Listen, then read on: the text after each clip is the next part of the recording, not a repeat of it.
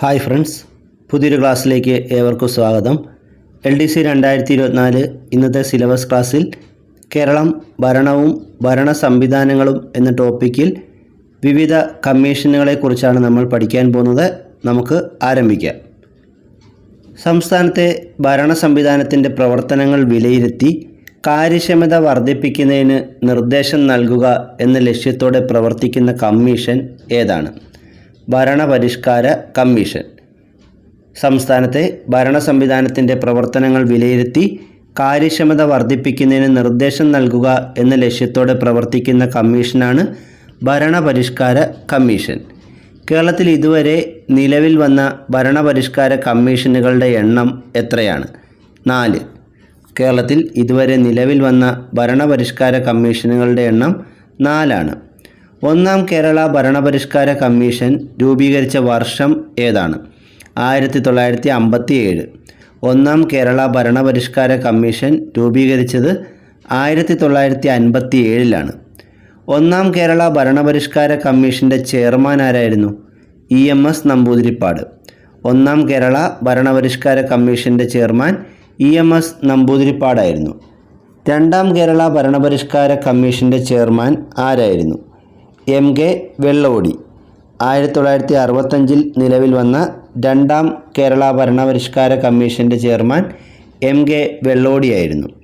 സർക്കാരിൻ്റെ അഴിമതി വിമുക്തവും കാര്യക്ഷമവും ആക്കാനുള്ള നടപടികൾ നിർദ്ദേശിച്ച കമ്മീഷൻ രണ്ടാം ഭരണപരിഷ്കാര കമ്മീഷനാണ്.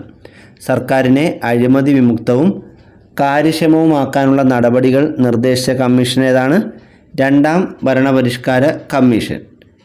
മൂന്നാം കേരള ഭരണപരിഷ്കാര കമ്മീഷൻ ചെയർമാൻ EK നയനാരായിരുന്നു. 1999 നിലവിൽ വന്ന മൂന്നാം കേരള ഭരണപരിഷ്കാര കമ്മീഷൻ്റെ ചെയർമാൻ EK നയനാറായിരുന്നു. നാലാം ഭരണപരിഷ്കാര കമ്മീഷൻ നിലവിൽ വന്നത് 2016 സെപ്റ്റംബറിലാണ്. നാലാം ഭരണപരിഷ്കാര കമ്മീഷൻ നിലവിൽ വന്നത് 2016 സെപ്റ്റംബറിലാണ്. നാലാം കേരള ഭരണപരിഷ്കാര കമ്മീഷൻ്റെ ചെയർമാൻ VS അച്യുതാനന്ദനായിരുന്നു. നാലാം കേരള ഭരണപരിഷ്കാര കമ്മീഷൻ്റെ ചെയർമാൻ VS അച്യുതാനന്ദനായിരുന്നു. ഈ കമ്മീഷൻ്റെ കാലയളവ് 2016 മുതൽ 2021 വരെയായിരുന്നു. നാലാം സംസ്ഥാന ഭരണപരിഷ്കാര കമ്മീഷനിലെ മറ്റ് അംഗങ്ങൾ ആരൊക്കെയായിരുന്നു? CP നായരും നീല ഗംഗാധരനും. VS അച്യുതാനന്ദനെ കൂടാതെ നാലാം സംസ്ഥാന ഭരണപരിഷ്കാര കമ്മീഷനിൽ അംഗമായിട്ടുണ്ടായിരുന്നത് CP നായർ, നീല ഗംഗാധരൻ എന്നിവരായിരുന്നു. നാലാം സംസ്ഥാന ഭരണപരിഷ്കാര കമ്മീഷൻ്റെ മെമ്പർ സെക്രട്ടറി ആരായിരുന്നു? ഷീല തോമസ്. നാലാം സംസ്ഥാന ഭരണപരിഷ്കാര കമ്മീഷൻ്റെ മെമ്പർ സെക്രട്ടറി ഷീല തോമസ് ആണ്. കേരള സംസ്ഥാന ഔദ്യോഗിക ഭാഷാ നിയമനിർമ്മാണ കമ്മീഷൻ നിലവിൽ വന്ന വർഷം ഏതാണ്? 1968 ജൂൺ 14.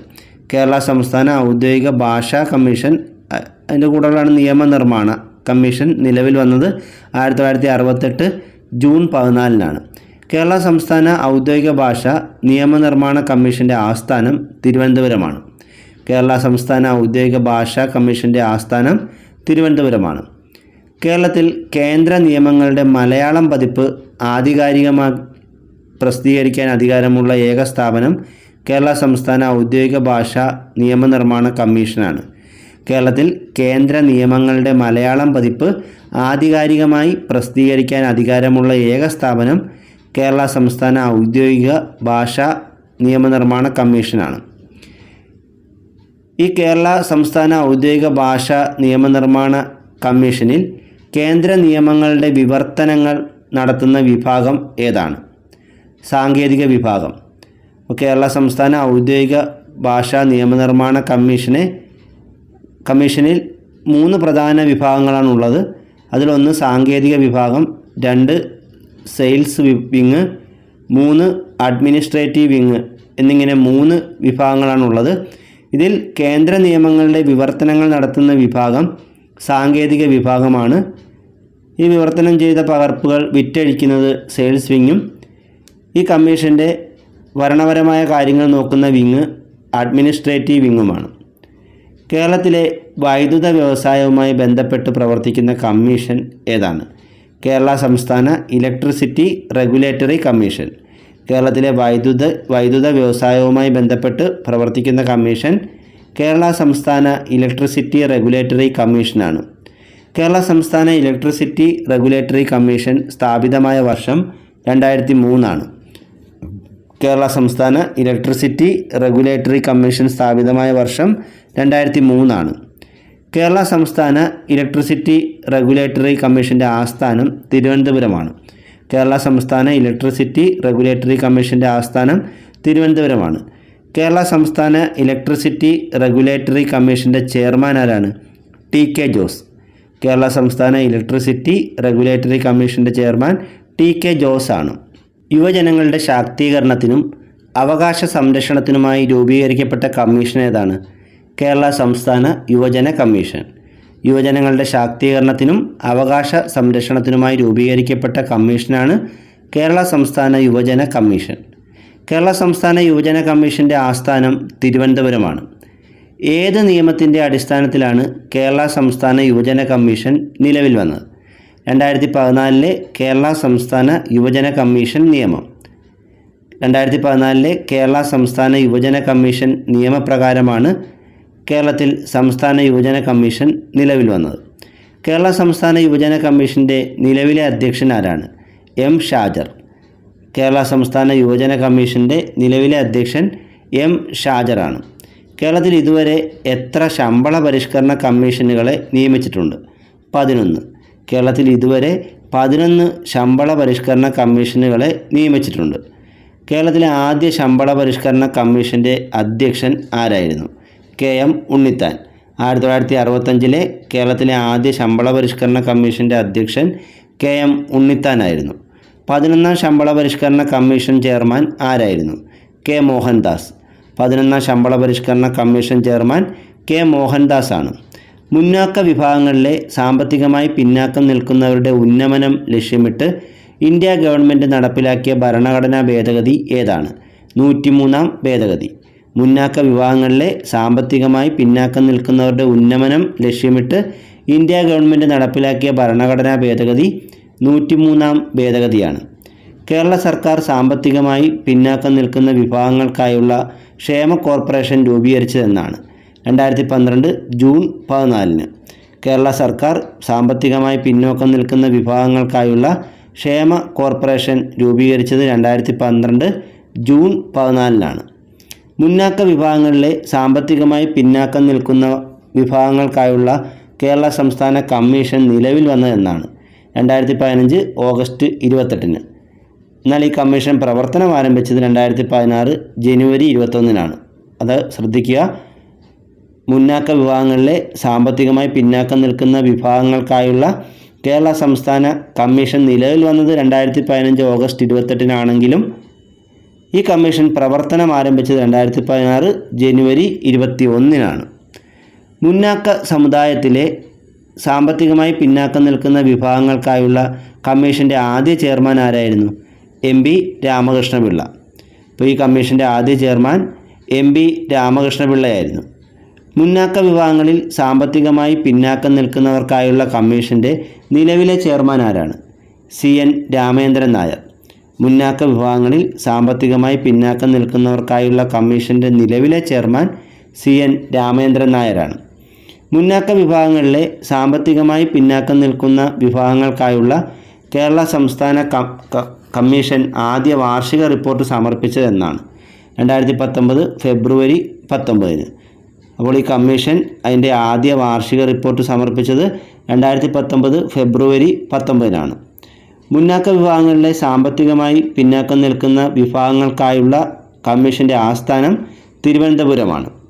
മുന്നോക്ക സമുദായങ്ങളിലെ സാമ്പത്തികമായി പിന്നോക്കം നിൽക്കുന്ന വിഭാഗങ്ങൾക്ക് കേരളത്തിൽ സർക്കാർ ജോലികളിൽ അനുവദിച്ചിട്ടുള്ള സംവരണം എത്ര ശതമാനമാണ്? 10%. സാമ്പത്തിക സംവരണം എന്നാണ് ഇത് പൊതുവെ അറിയപ്പെടുന്നത്. മുന്നോക്ക സമുദായങ്ങളിൽ സാമ്പത്തികമായി പിന്നോട്ട് നിൽക്കുന്ന വിഭാഗങ്ങൾക്ക് കേരളത്തിൽ സർക്കാർ ജോലികളിൽ 10% സംവരണമാണ് ഇപ്പോൾ അനുവദിച്ചിട്ടുള്ളത്. മുന്നാക്ക സമുദായങ്ങളിലെ സാമ്പത്തിക സംവരണം സംബന്ധിച്ച റിപ്പോർട്ട് സമർപ്പിച്ച കമ്മിറ്റിയുടെ തലവൻ ആരാണ്? Justice K. Sasidharan Nair.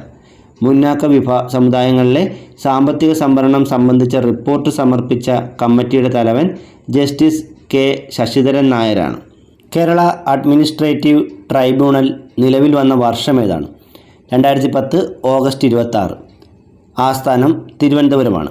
Kerala administrative tribunal നിലവിൽ വന്നത് 2010 ഓഗസ്റ്റ് 26-നാണ്. കേരള അഡ്മിനിസ്ട്രേറ്റീവ് ട്രൈബ്യൂണലിൻ്റെ ആസ്ഥാനം തിരുവനന്തപുരമാണ്. കേരള അഡ്മിനിസ്ട്രേറ്റീവ് ട്രൈബ്യൂണലിൻ്റെ ആദ്യ ചെയർമാൻ ആരായിരുന്നു? Justice K Balakrishnan Nair. Kerala administrative ട്രൈബ്യൂണലിൻ്റെ ആദ്യ ചെയർമാൻ ജസ്റ്റിസ് കെ ബാലകൃഷ്ണൻ നായരാണ്. കേരള അഡ്മിനിസ്ട്രേറ്റീവ് ട്രൈബ്യൂണലിൻ്റെ നിലവിലെ ചെയർമാൻ ആരാണ്? Justice C K Abdul Rahim. Kerala administrative ട്രൈബ്യൂണലിൻ്റെ നിലവിലെ chairman justice C K Abdul റഹീമാണ്. ഭരണതലത്തിലും ഉദ്യോഗസ്ഥ തലത്തിലുമുള്ള അഴിമതി തടയുന്നതിന് സംസ്ഥാന തലത്തിൽ രൂപം നൽകിയ സമിതി ഏതാണ്? ലോകായുക്ത. ഭരണതലത്തിലും ഉദ്യോഗസ്ഥ തലത്തിലുമുള്ള അഴിമതി തടയുന്നതിന് സംസ്ഥാന തലത്തിൽ രൂപം നൽകിയ സമിതിയാണ് ലോകായുക്ത. സംസ്ഥാന ലോകായുക്തയെ നിയമിക്കുന്ന ആരാണ്? ഗവർണർ. സംസ്ഥാന ലോകായുക്തയെ നിയമിക്കുന്നത് ഗവർണറാണ്. ലോകായുക്ത, ഉപലോകായുക്ത എന്നിവരുടെ കാലാവധി എത്രയാണ്? 5 വർഷം അല്ലെങ്കിൽ 70 വയസ്സ്. ലോകായുക്ത, ഉപലോകായുക്ത എന്നിവരുടെ കാലാവധി 5 വർഷം അല്ലെങ്കിൽ 70 വയസ്സാണ്. ലോകായുക്ത വാർഷിക റിപ്പോർട്ട് സമർപ്പിക്കുന്നത് ആർക്കാണ്? ഗവർണർക്ക്. ലോകായുക്ത വാർഷിക റിപ്പോർട്ട് സമർപ്പിക്കുന്നത് ഗവർണർക്കാണ്. ലോകായുക്ത, ഉപലോകായുക്ത എന്നിവരെ നീക്കം ചെയ്യാൻ അധികാരമുള്ളത് സംസ്ഥാന നിയമസഭയ്ക്കാണ്. ലോകായുക്ത, ഉപലോകായുക്ത എന്നിവരെ നീക്കം ചെയ്യാൻ അധികാരമുള്ളത് സംസ്ഥാന നിയമസഭയ്ക്കാണ്. ലോകായുക്ത നിയമം പാസാക്കിയ ആദ്യ ഇന്ത്യൻ സംസ്ഥാനം ഏതാണ്? ഒഡീഷ. ലോകായുക്ത നിയമം പാസാക്കിയ ആദ്യ ഇന്ത്യൻ സംസ്ഥാനം ഒഡീഷയാണ്. ലോകായുക്തയെ നിയമിച്ച ആദ്യ ഇന്ത്യൻ സംസ്ഥാനം ഏതാണ്? മഹാരാഷ്ട്ര. ലോകായുക്തയെ നിയമിച്ച ആദ്യ ഇന്ത്യൻ സംസ്ഥാനം മഹാരാഷ്ട്രയാണ്. കേരള ലോകായുക്ത നിയമം പാസാക്കിയ വർഷം ഏതാണ്? 1999. കേരള ലോകായുക്ത നിയമം പാസാക്കിയ വർഷം 1999 കേരള ലോകായുക്ത നിയമം നിലവിൽ വന്നതെന്നാണ്? 1998 നവംബർ 15. കേരള ലോകായുക്ത നിയമം നിലവിൽ വന്നത് 1998 നവംബർ 15 മുൻകാല പ്രാബല്യത്തോടെയാണ്. ശ്രദ്ധിക്കേണ്ട ഒരു കാര്യം, കേരള ലോകായുക്ത നിയമം പാസാക്കിയത് 1999 ഈ ഒരു നിയമം മുൻകാല പ്രാബല്യത്തോടെ 1998 നവംബർ 15 പ്രാബല്യം കൊടുത്തുകൊണ്ടാണ് ഈ നിയമം നിലവിൽ വന്നത്. കേരളത്തിലെ ആദ്യ ലോകായുക്ത ആരാണ്? PC ബാലകൃഷ്ണ മേനോൻ. കേരളത്തിലെ ആദ്യ ലോകായുക്ത PC ബാലകൃഷ്ണ മേനോനാണ്. കേരളത്തിലെ നിലവിലെ ലോകായുക്ത ആരാണ്? ജസ്റ്റിസ് സിറിയക് ജോസഫ്. കേരളത്തിലെ നിലവിലെ ലോകായുക്ത ജസ്റ്റിസ് സിറിയക് ജോസഫാണ്. കേരള സംസ്ഥാന പിന്നാക്ക വിഭാഗ കമ്മീഷൻ രൂപീകരിക്കുന്നതുമായി ബന്ധപ്പെട്ട നിയമം ഏതാണ്? കേരള സംസ്ഥാന പിന്നാക്ക വിഭാഗ കമ്മീഷൻ നിയമം 1993. കേരള സംസ്ഥാന പിന്നാക്ക വിഭാഗ കമ്മീഷൻ രൂപീകരിക്കുന്നതുമായി ബന്ധപ്പെട്ട നിയമം കേരള സംസ്ഥാന പിന്നാക്ക വിഭാഗ കമ്മീഷൻ നിയമം 1993 ആണ്. കേരള സംസ്ഥാന പിന്നാക്ക വിഭാഗ കമ്മീഷൻ്റെ ആസ്ഥാനം എവിടെയാണ്? അയ്യങ്കാളി ഭവൻ, തിരുവനന്തപുരം. കേരള സംസ്ഥാന പിന്നാക്ക വിഭാഗ കമ്മീഷൻ്റെ ആസ്ഥാനം തിരുവനന്തപുരത്തെ അയ്യങ്കാളി ഭവനിലാണ്. നിലവിൽ കേരളത്തിലെ പിന്നാക്ക വിഭാഗ കമ്മീഷൻ്റെ ചെയർമാൻ ആരാണ്? Justice G Sasidharan. നിലവിൽ കേരളത്തിലെ പിന്നാക്ക വിഭാഗ കമ്മീഷൻ ചെയർമാൻ ജസ്റ്റിസ് ജി ശശിധരനാണ്. കേരള കർഷക കടാശ്വാസ കമ്മീഷൻ നിലവിൽ വന്ന വർഷം ഏതാണ്? 2007. ആസ്ഥാനം തിരുവനന്തപുരമാണ്. കേരള കർഷക കടാശ്വാസ കമ്മീഷൻ നിലവിൽ വന്നത് 2007 ഇതിൻ്റെ ആസ്ഥാനം തിരുവനന്തപുരവുമാണ്. നിലവിലെ കേരള കർഷക കടാശ്വാസ കമ്മീഷൻ്റെ ചെയർമാൻ ആരാണ്? Justice K Abraham Mathew. നിലവിലെ കേരള കർഷക കടാശ്വാസ കമ്മീഷൻ്റെ chairman justice K Abraham Mathew ആണ്. കേരള നിയമ പരിഷ്കരണ കമ്മീഷൻ പ്രവർത്തനം ആരംഭിച്ചതെന്നാണ്? 2017 ഏപ്രിൽ 5. ആസ്ഥാനം തിരുവനന്തപുരം. കേരള നിയമ പരിഷ്കരണ കമ്മീഷൻ പ്രവർത്തനം ആരംഭിച്ചത് 2017 ഏപ്രിൽ 5 ആസ്ഥാനം തിരുവനന്തപുരമാണ്. കേരള നിയമ പരിഷ്കരണ കമ്മീഷൻ്റെ നിലവിലെ ചെയർമാൻ ആരാണ്? KT Thomas. കേരള നിയമ പരിഷ്കാര കമ്മീഷൻ്റെ നിലവിലെ ചെയർമാൻ KT തോമസ് ആണ്. കേരള തദ്ദേശ സ്വയംഭരണ സ്ഥാപനങ്ങൾക്കായുള്ള ഓംബുഡ്സ്മാൻ സ്ഥാപിതമായതെന്നാണ്? 2000 വർഷത്തിലാണ് കേരള തദ്ദേശ സ്വയംഭരണ സ്ഥാപനങ്ങൾക്കായുള്ള ഓംബുഡ്സ്മാൻ നിലവിൽ വന്നത്. പഞ്ചായത്തി രാജ് നിയമം ഭേദഗതി ചെയ്ത് കേരളത്തിലെ ഏകാംഗ ഓംബുഡ്സ്മാനാക്കി മാറ്റിയ വർഷം 2001 പഞ്ചായത്തി രാജ് നിയമം ഭേദഗതി ചെയ്ത് കേരളത്തിൽ ഏകാംഗ ഓംബുഡ്സ്മാനാക്കി മാറ്റിയ വർഷം 2001 നിലവിൽ കേരളത്തിലെ തദ്ദേശ സ്വയംഭരണ സ്ഥാപന ഓംബുഡ്സ്മാൻ ആരാണ്? Justice PS Gopinathan. നിലവിൽ കേരളത്തിലെ തദ്ദേശ സ്വയംഭരണ സ്ഥാപന ഓംബുഡ്സ്മാൻ ജസ്റ്റിസ് PS ഗോപിനാഥനാണ്. കേരള ഓംബുഡ്സ്മാൻ്റെ ആസ്ഥാനം എവിടെയാണ്? തിരുവനന്തപുരം. കേരള ഓംബുഡ്സ്മാൻ്റെ ആസ്ഥാനം തിരുവനന്തപുരമാണ്. ഇന്നത്തെ ക്ലാസ് ഇവിടെ അവസാനിപ്പിക്കുകയാണ്. കൂടുതൽ അറിവുകളുമായി മറ്റൊരു ക്ലാസ്സിൽ വീണ്ടും കാണാം. Thank you.